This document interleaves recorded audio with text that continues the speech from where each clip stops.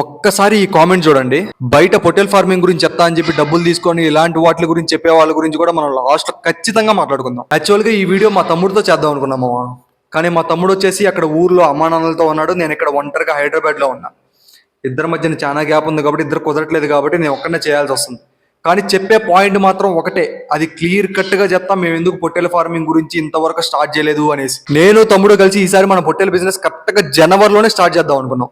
ఎందుకు జనవరిలోనే అంటే, మనం కరెక్ట్గా జనవరిలోనే స్టార్ట్ చేసామంటే, నేను తమ్ముడు అనుకునేది ఏంటంటే జనవరిలో మనం స్టార్ట్ చేసామంటే కరెక్ట్గా ఏప్రిల్ కల్లా మనం ఒక బ్యాచ్ మనకు చేతికి వచ్చేస్తుంది. ఏప్రిల్ టైంలో కటింగ్ పర్పస్కి వచ్చే పిల్లలు చాలా తక్కువగా ఉంటాయి. ఆ టైంలో డిమాండ్ ఎక్కువ ఉంటుంది. మీరు వచ్చే ఏప్రిల్లో చూడండి, కటింగ్ పర్పస్కి వచ్చే పిల్లలు మీ దగ్గర ఉన్నాయంటే ఖచ్చితంగా మీకు డిమాండ్ ఉంటుంది.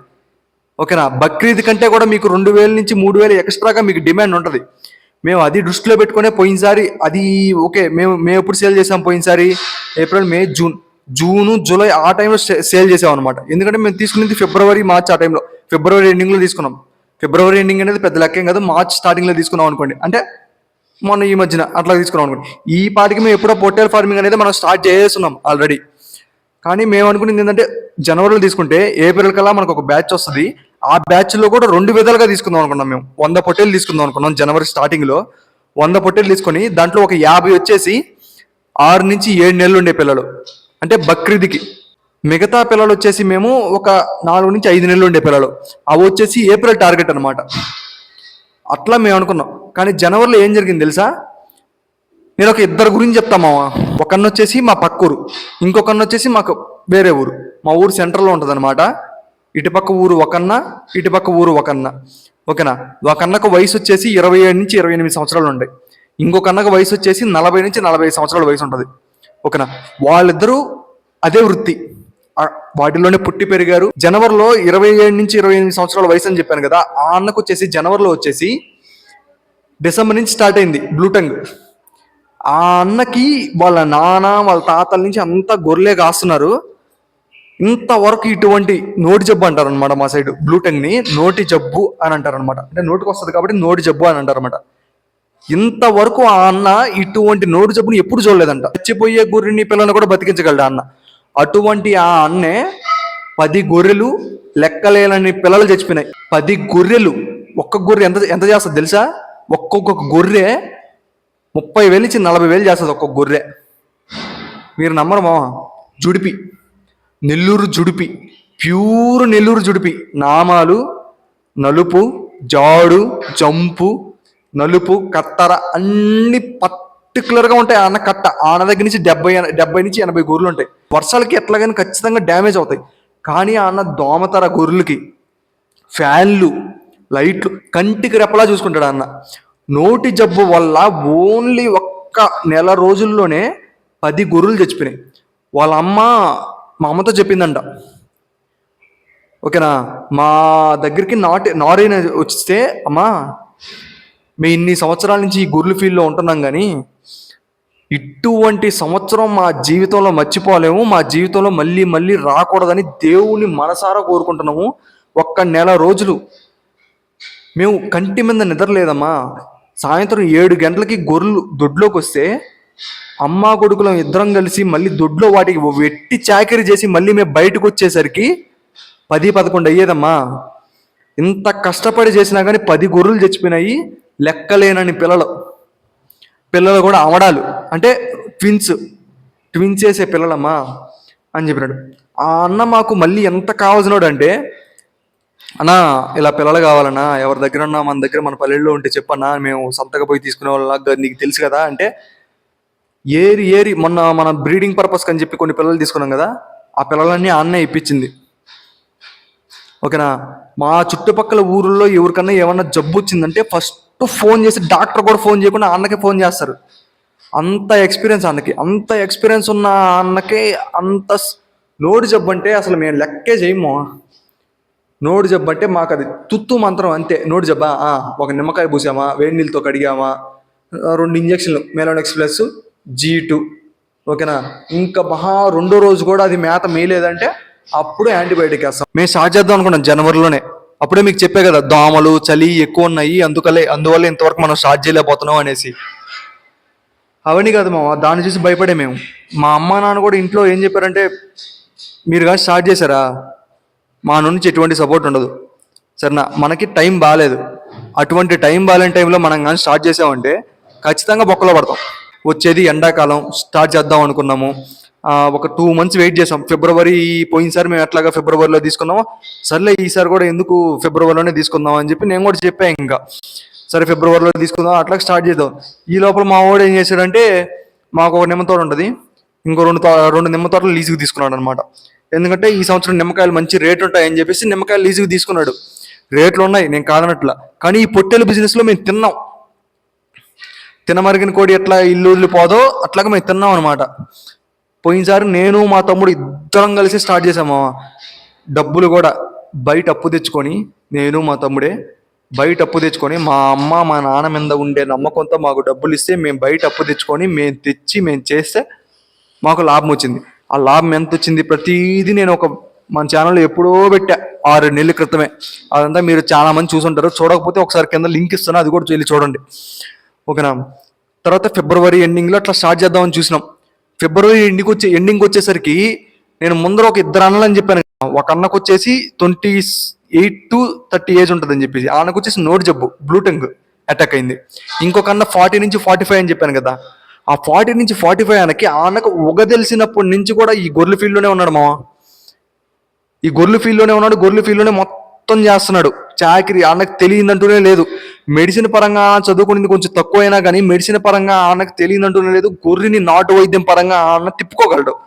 ఒక అన్నకేమో నాటు వైద్యం పరంగా తెలుసు, ఇంకొక అన్నకేమో అంటే సైన్స్ పరంగా తెలుసు, అంటే మెడిసిన్ పరంగా. ఓకేనా. ఆ అన్న వచ్చేసి ఈ సంవత్సరం కరెక్ట్గా ఫిబ్రవరి స్టార్టింగ్లోనే బొబ్బ వచ్చింది. బొబ్బ అంటే ఏందో తెలుసా?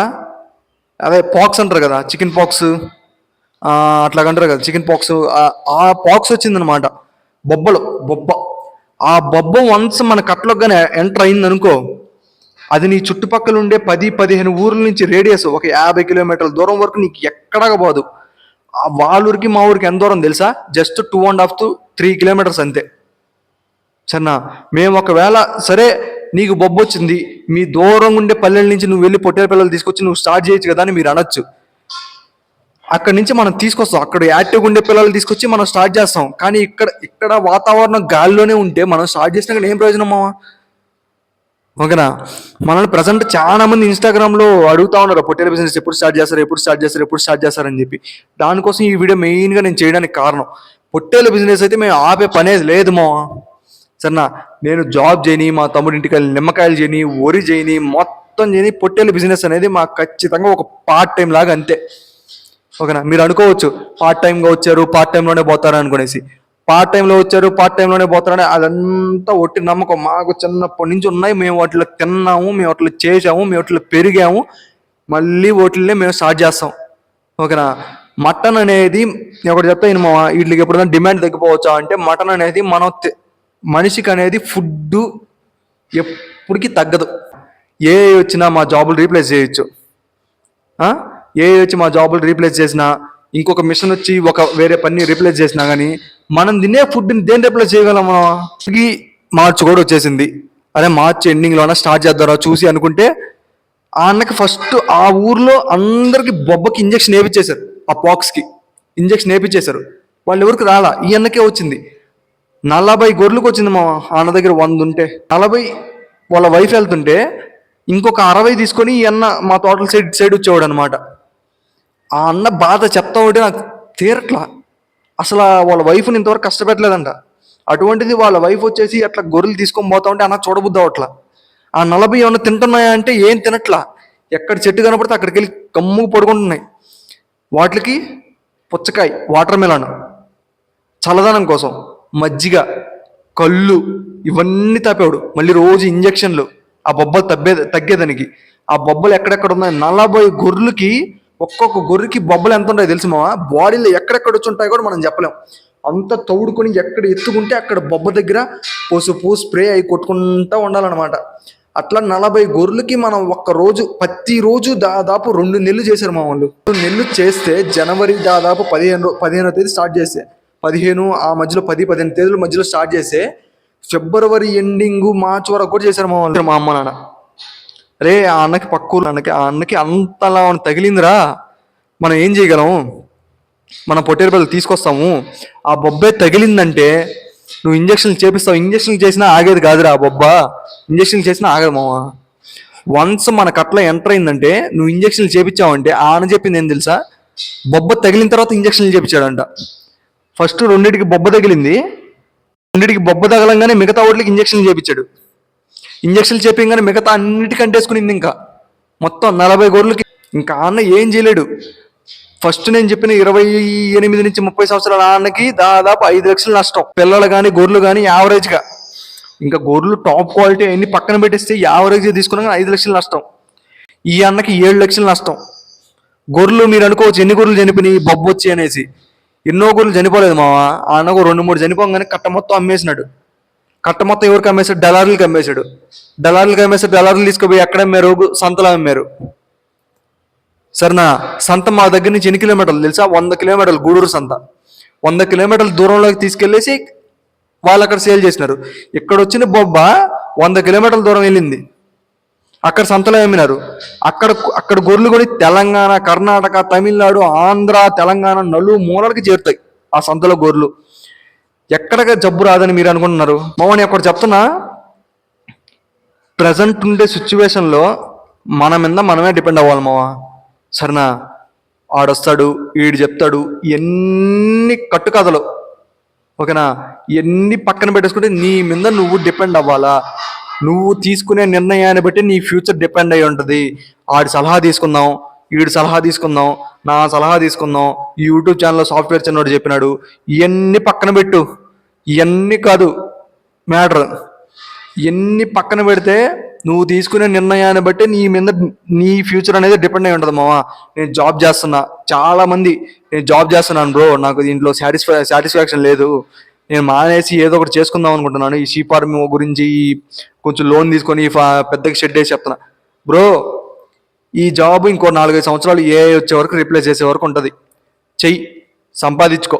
సరేనా, 10 రూపాయలు సంపాదించుకో. 10 రూపాయల్లో 4 రూపాయలు పక్కన పెట్టాయి, 6 రూపాయలు బిజినెస్లో దిగు. ఈ పొట్టేలు బిజినెస్లో 6 రూపాయలు పొట్టేలు బిజినెస్లో దిగినావంటే నీకు వచ్చినా పోయినా మిగతా 4 రూపాయలు ఉంటాయి. ఆ 4 రూపాయలతో నువ్వు బతికేదానికి కుదరద్ది. అంతేగానేసి నువ్వు అప్పు తీసుకొచ్చి మొత్తం దిగినావా, నీకు ఎక్స్పీరియన్స్ లేకుండా, మాటాసే అన్నా. ఎక్స్పీరియన్స్ లేకుండా ఈ పొట్టేలు బిజినెస్ దిగావా మావా, మటాష్ అంతే. నేను రెండో మాట కూడా చెప్పట్లా, నేను ఎంత లాభాలు ఉంటాయని చెప్తున్నాను. ఎక్స్పీరియన్స్ ఉంటే, ఎక్స్పీరియన్స్ లేకపోతే అంత నష్టాలు ఉంటాయని చెప్తున్నా ఈ పొట్టేలు బిజినెస్లో. మరి మీ ఇందాక కామెంట్ చూశారు కదా, కామెంట్లో ఏముంది భయ్యా, ఇదే నేను ఆ కామెంట్ చదవట్లేదు మా ప్రజెంట్, నేను చదవట్లేదు ఆ కామెంట్ గురించి చెప్తున్నాను మామూలుగా. ఇదే అంటే మనం రీసెంట్గా పెట్టిన వీడియో, పొట్టేళ్ళు స్టార్టింగ్ నుంచి డే 1 నుంచి 4వ నెల మనం అమ్ముకునే వరకు మనం ఏం చేయాలా అనేసి ఆ వీడియోలో పెట్టాను. ఆ వీడియో కింద ఆ భయ్య కామెంట్ పెట్టాడు. ఇదే కదా మా చాలా కామెంట్లు వచ్చాయి. ఏమని పెట్టాడు, భయ్యా ఇదే నేను బయట సెక్షన్కి వెళ్ళి, అంటే బయట వేరే వాళ్ళ దగ్గరికి వెళ్ళి, ఇప్పుడు ప్రజెంట్ చెప్తా ఉంటారు కదా మా దగ్గరికి రండి, పలానా గురువారం రోజు, పలానా మార్చి 15, పలానా మార్చి 31 రోజు, ఈరోజు సెక్షన్లు ఉన్నాయి మాకు వినండి అనేది చెప్తా ఉంటారు కదా. ఈరోజు రండి, మీకు పొట్టేలు గురించి ఏం కావాలి ఏం చెప్తాము. ఒక్క రోజులోనే మీరు ఎట్లా నేర్చుకుంటారు మావా, నా తెలియక అడుగుతున్నాను. మీకు దానిలో జీరో నాలెడ్జ్, మీరు ఒక్క రోజులోనే ఎట్లా నేర్చుకుంటారా? ఏం నేర్చుకోలేరు మావా. ఆయన ఏదో తూతూ మంత్రంగా 4 ఇంజక్షన్లు, ఇదిగో ఇంజక్షన్ ఇయ్యాలా.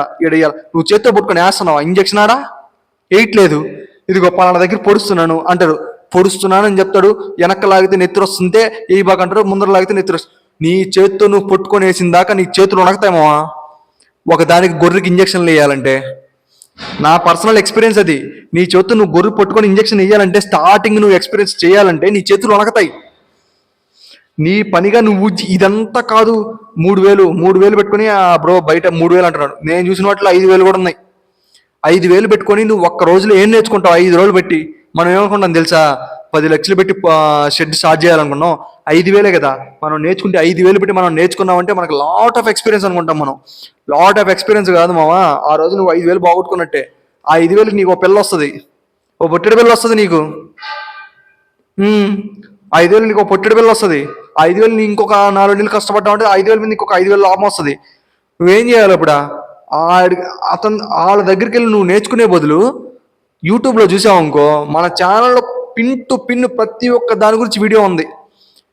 సరేనా? మీరు ఆ వీడియోస్ చూసారంటే ఒక 30-40% నాలెడ్జ్ వస్తుంది. 100% వస్తుందని నేను చెప్పట్లే మావా. ఎవరికైనా లైవ్ ఎక్స్పీరియన్స్ లేనిదే నాలెడ్జ్ రాదు. కొంచెం ఎక్స్పీరియన్స్ వస్తుంది. ఆ ఎక్స్పీరియన్స్ని బట్టి ఒక 10 పిల్లలు తెచ్చుకో. 10 పిల్లలు తెచ్చుకొని నువ్వే వాటిల్లో కష్టం నష్టం మొత్తం పడు. సరేనా? ఇప్పుడు బయట కోచింగ్ పోయాము, వాడు ఒక్క రోజులో మొత్తం చెప్తాడు. ఆ చెప్పంగానే సూపరు, ఇంకా ఆయన ఉన్నాడు మన వెనక, మనం మొత్తం చూసేసుకుంటాడు, ఇంకా మనకు ప్రాబ్లమే లేదు అని చెప్పి మనం ఒక్కసారిగా 50-100 పొట్టేలు తెచ్చాము ఇంకో, ఏం చేస్తాడు? వాళ్ళకి ఎంతోమంది సబ్స్క్రైబర్లు ఉంటామా మనలాగే. సరేనా? వాళ్ళకి అందరికి రెస్పాన్స్ ఇచ్చేలా కుదరదు. నువ్వు పోయిన రోజే 100-200 మంది వస్తారు. అట్లాగా వాళ్ళకి నెలకి 3-4 బ్యాచ్లు పెడతారు. సరేనా? దాదాపు నెలకు ఒక 1000 మందిని చూస్తారు నీలాంటి వాళ్ళని.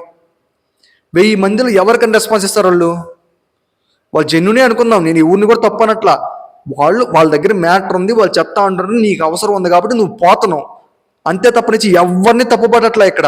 కానీ నేను చెప్పే సొల్యూషన్ ఏంటంటే, నువ్వు అక్కడ 5,000-3,000 పోగొట్టుకునే బదులు నీ అంతట నువ్వు పోయేసి ఒక 10 పిల్లలు తీసుకొచ్చి 10 పిల్లలు నువ్వు కానీ కాచావనుకో, నీకు దాంట్లో ప్లస్ మైనస్ మొత్తం తెలుస్తాయి.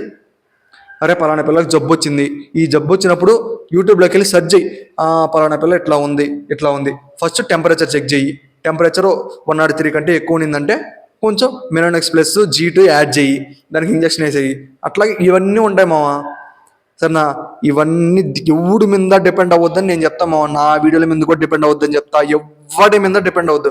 బిజినెస్ అంటేనే నీ మీద నువ్వు డిపెండ్ అవటం. పార్ట్నర్షిప్ పెట్టి చేస్తా. పార్ట్నర్షిప్ పెట్టిన వాళ్ళని నేను బొక్క బోర్ల పడ్డంలో నేను 1000 మందిని చూసా. నా వీడియో చూసేవాళ్ళు నా వయసు వాళ్ళే ఉంటారు, నాకంటే తక్కువ వయసు వాళ్ళు ఉంటారు, నాకంటే పెద్ద వయసు వాళ్ళు కూడా ఉంటారు. కానీ నాకు తెలిసిన దాన్ని బట్టి నేను చిన్నప్పటి నుంచి కష్టం నష్టం పొలం పనులు గిలం పనులు మొత్తం చదివి చూసామా. నా వృత్తి ప్రకారం నేను చదువుకున్నాను, నాకు జాబ్ వచ్చింది, నేను జాబ్ చేస్తున్నాను అనే. కానీ ఒకవేళ నాకు కానీ జాబ్ రాకపోయి ఉంటే, నేను సరిగ్గా చదువుకోకపోయి ఉంటే పొట్టేల ఫార్మింగ్లో ఉండేవాడిని. ఈ పాటికి నేను పొట్టేలు 100% నా జాబ్ శాలరీ కంటే నేను 100% తీసేవాడిని బయటికి డబ్బులు. అది మామ, నేను ఫైనల్గా నేను చెప్పేది ఏంటంటే, ఒకరి మీద డిపెండ్ అవ్వకండి. ఓకేనా? ఒకరి మీద డిపెండ్ అవ్వకండి, మీ మీద మీరు ఆధారపడండి. అది ఒక్కటే మామ నేను చెప్పేది. కానీ ఈ మధ్యన మన పొట్టేల గురించి పెద్దగా అప్డేట్ ఏం లేదు మన ఛానల్లో నుంచి. ప్రతి అప్డేట్ నేను ఇస్తా. మీకు ఏమేమి కావాలో అదంతా మీకు బ్రో మాకు దేని గురించి చెప్పు. మా దగ్గర పొట్టేలు లేదనేది మీరు పక్కన పెట్టండి. మేము పొట్టేల ఫార్మింగ్ ఇప్పుడు కాకపోతే వచ్చే సంవత్సరం స్టార్ట్ చేస్తాం, లేకపోతే ఎలివేటెడ్ షీట్ ప్లాన్ చేద్దాం అని చూస్తున్నాం మేము. ఎవరికి తెలియదు ఎంతవరకు, నాకు మా తమ్ముడికే తెలుసు, మా ఇంట్లో మా అమ్మ నాన్నకు కూడా తెలియదు. ఎలివేటెడ్ షీట్ ప్లాన్ చేద్దాం అని చూస్తున్నాం మా పొలంలోనే. ఓకే, ఎలివేటెడ్ షీట్ ప్లాన్ చేసి మొత్తంగా కొంచెం మంచిగా స్టార్ట్ చేద్దామని చూస్తున్నాం మేము. వీడియో అవసరం అయితే పలానా అని చెప్పేసి నేను మ్యాక్సిమం ఇన్స్టాగ్రామ్లో కూడా ప్రతి ఒక్కరికి మెసేజ్ రిప్లై ఇస్తున్నాము. ఎవరికన్నా మెసేజ్ రిప్లై ఇవ్వట్లేదంటే మ్యాక్సిమం ఒక్క రోజు నుంచి 100-200 మెసేజ్లు వస్తాయి మనకి ఇన్స్టాగ్రామ్లో. 100-200 వస్తే దాంట్లో నేను కనీసం 50 మందికన్నా రిప్లై ఇవ్వగలుగుతున్నా. మిగతా ఇవ్వలేకపోతున్నా నేను, ఎందుకంటే నాకు జాబ్ ఉంది, వీడియోస్ ఎడిట్ చేసుకోవాలా, చాలా పనులు ఉన్నాయి. ఇవన్నీ కుదరాలంటే కుదిరే పనులు కాదు. సో కొంచెం అర్థం చేసుకుంటారని చెప్పి నేను కూడా అనుకుంటున్నాను. కానీ ఖచ్చితంగా మీరు వెళ్ళి చూసారంటే ప్రతి ఒక్క దాని గురించి మన ఛానల్లో వీడియో ఉంది. జబ్బుల గురించి కానీ, దానా గురించి కానీ, మేతల గురించి కానీ, బయట జరిగే దళారులు జరిగే మోసాల గురించి కానీ, సంతలో జరిగే మోసాల గురించి కానీ, పొట్టేళ్ళు ఒక్కరోజు నుంచి తీసుకొచ్చే దగ్గర నుంచి 44వ నెల 31వ తారీఖు వరకు మనం చేసే దాని గురించి కానీ ప్రతి ఒక్క దాని గురించి వీడియో ఉందమ్మా. మీరు వెళ్ళి చూడండి. దేని గురించి అన్న వీడియో లేదంటే దేని కింద కామెంట్ చేయండి. ఇంక నుంచి మన ఛానల్లో పొట్టేళ్ళ అప్డేట్ గురించి ప్రతి ఒక్క దాని గురించి వీడియో వస్తుంది మావా. దానికి నేను షూరిటీ. మీరు ఏమన్నా ఇబ్బంది పడి ఉంటే, ఇంతవరకు వీడియో రాలేదేంటి ఈయన అడిగినా చెప్పట్లేదంటే మనస్ఫూర్తిగా నేను సారీ చెప్పుకుంటున్నా. Thank you.